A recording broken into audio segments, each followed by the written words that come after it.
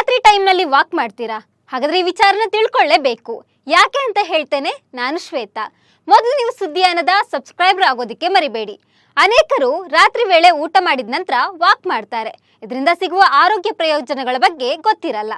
ರಾತ್ರಿಯ ನಡಿಗೆಯನ್ನ ಇಷ್ಟಪಡುವವರಾಗಿದ್ರೆ, ಜೊತೆಗೆ ತೂಕ ಇಳಿಸಿಕೊಳ್ಳಲು ನೀವು ಸರಳ ಮಾರ್ಗವನ್ನು ಹುಡುಕ್ತಿದ್ರೆ ರಾತ್ರಿಯ ವಾಕ್ ತುಂಬಾನೇ ಒಳ್ಳೆಯದು. ವಾಕಿಂಗ್ ಅನ್ನ ರಾತ್ರಿ ಸೇರಿದಂತೆ ದಿನದ ಯಾವುದೇ ಸಮಯದಲ್ಲಿ ಮಾಡಬಹುದು. ಆದರೆ ರಾತ್ರಿ ನಡಿಗೆಯು ನಿಮಗೆ ಕ್ಯಾಲೋರೀಸ್ ಬರ್ನ್ ಮಾಡಲು ಮತ್ತು ತೂಕ ಇಳಿಸಿಕೊಳ್ಳಲು ಸಹಾಯ ಮಾಡುತ್ತೆ. ನಿಮ್ಮ ದೇಹವನ್ನು ಶಕ್ತಿಯುತವಾಗಿ ಇರಿಸಿಕೊಳ್ಳಲು ಊಟದ ನಂತರ ನಡಿಗೆಗಿಂತ ಉತ್ತಮವಾದುವುದು ಯಾವುದೂ ಇಲ್ಲ.